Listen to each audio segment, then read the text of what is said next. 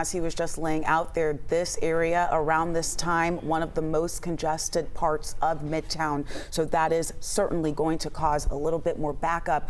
What you're taking a look at right now is the scene from a different vantage point than where Teresa was. You can see several police officers and cruisers still there assessing the situation. The investigation will continue. Although that suspect was taken into custody, now police have to do some routine measures as well as continue to investigate what exactly happened here, how this person was able to get into the Four Seasons, how they were able to barricade themselves, and what exactly went happen. As they gather that information, they will eventually give it to us, and we want to bring you an update here. But you will also start to see, as they open up the roads here, Jennifer, you'll see people walking through, like Teresa was saying, a lot of people wondering what in the world was going on, people watching Our Air, texting us as well, trying to get that information, and that is because this area is not just the hotel. You have several office buildings here. You have several restaurants, several residences as well. And Piedmont Park, not too far away. You can get to Piedmont Park with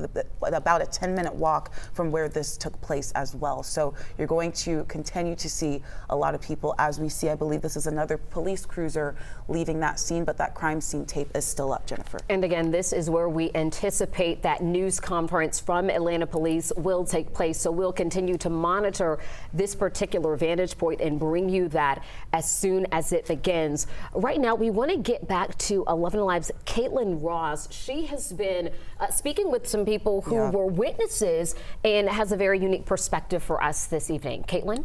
Jennifer, really scary for people who were inside that building when it was happening. Like Faith was saying earlier, we were all getting text messages from people saying, what is going on here? This is such a busy area of Midtown, a lot of people coming in and out, and immediately you could tell something was wrong. I started speaking to somebody inside the building at around 1:30 this afternoon, and she says there was a man who was really clearly agitated. She could see him from her office window, screaming, waving American flags, giving people the thumbs up, pointing at people down on the street. So she's like, what is going on here? She went down to her building security and they were like, already know, we're already aware of it, we're trying to work on this. So they knew early in the afternoon, as soon as this started, that this was going to be a problem.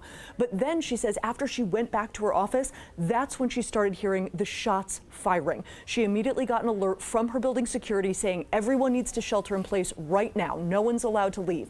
That's when she called 11 Alive. She said she was shaking. She could hear those shots firing one after another, and then she saw the SWAT team rolling up. So she says it was really scary. They were all locked inside their offices. This is what she told us on the phone earlier this afternoon before the scene was cleared.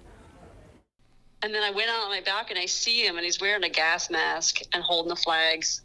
Well, first around 1:30, I think we started hearing it. And then about 20 minutes later, we hear the guy still getting more agitated and screaming. Then we started hearing shots. And then we heard, like, normally I was thinking law enforcement shooting. And then we saw SWAT vehicles, and we just heard errant shots since. So I don't know what the hell's going on now. That was another shot just now. Just now? Yeah. So that was around 4 o'clock this afternoon. Again, that suspect is in custody, no longer shooting. No one is in any danger. Thankfully, everyone in her office building was safe. She says the communication was clear. They knew they needed to shelter in place. They couldn't move. But just about 5 minutes ago, she says she hadn't yet heard from the building that they were clear. So a lot of people in those offices right now are still sheltering in place. They're still locked inside their office buildings waiting for instructions to hear what they should do next. But she said it was terrifying this afternoon listening to those shots, hearing that man screaming, not knowing what was going to happen next. So Faith and Jennifer, a really terrifying afternoon in Midtown. Just chilling details coming from that witness. Caitlin, thank you so much. And the timeline really adding up here around that 3 to 4 o'clock hour, Jennifer, when we came on air, Cody got to the scene. During his live report, you could hear pop, pop, pop, pop, pop, pop, pause for a couple of minutes. Then another set, just rapid gunfire coming from what we believe was both the suspected gunman as well as SWAT on the ground. This coming down, like she said, around 1:30 to the suspect being apprehended at 4:30. So about a 3-hour time window there as well. Yeah, this unfolding for quite some time. We want to get back out to Cody Alcorn now, out there on the scene. Cody, what can you tell us as we wait for more information from Atlanta Police? Well, I can tell you the mayor just arrived on the scene here in the last 10 minutes, so he is here being briefed by Atlanta Police Command staff. We are waiting on the chief to be here as well. We are expecting this news conference to be with the mayor and the chief. We did see that ambulance, who we are being told from the ground, from sources, was the suspect. He was taken out of here on a Grady ambulance, being escorted by APD to the hospital, where he will remain in custody until he is transported to the jail, where he will be officially booked. But likely they have a lot of questions for him if he will talk about what led us to this Four Seasons residence here and why these shots were fired. To give you a little background here, just so you know that this happened, we are told, above the 30th floor, because what I am told is that the Four Seasons residents start on the 31st floor. There are 91 residential units in this building, so it's not only just a hotel, but it is also residences. So what we believe, and what initially was put out as an alert to Midtown residents, that this was happening in the 32nd to 33rd floor. Now, this alert went out earlier today of a barricaded gunman having some type of mental episode, and again, originally we heard on the 33rd floor of the residence side. We don't exactly know what led to this. You heard Caitlin talking to a witness there. We have gotten those pictures showing this guy wearing some type of mask. I have pictures from people on the other side of the Four Seasons showing him throwing objects out of the balcony. We saw some type of bench being thrown over the balcony, some other objects. We believe that's where the shots were fired.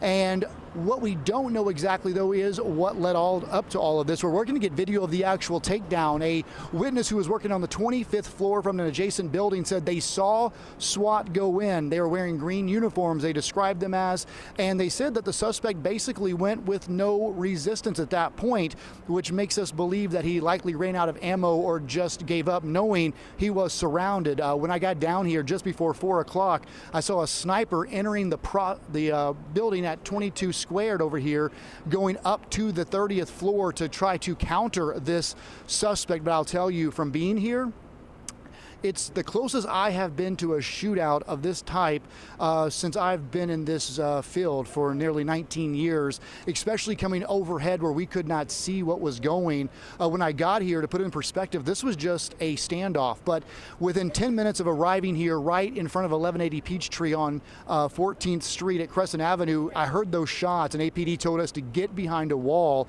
And that's when you heard those pop, pop, pop, pop, non-stop. I know at least 30 to 40 shots were fired in at least the 20 minutes I was here listening as we were live before the 4 o'clock news. All of those stopped around, I would say, 4:15, and then we know the suspect was taken into custody sometime just before 5 o'clock this afternoon. I believe you guys saw some video of who we believe is that gunman, alleged gunman, being rolled into the ambulance, and like I said, he has been brought out of this crime scene.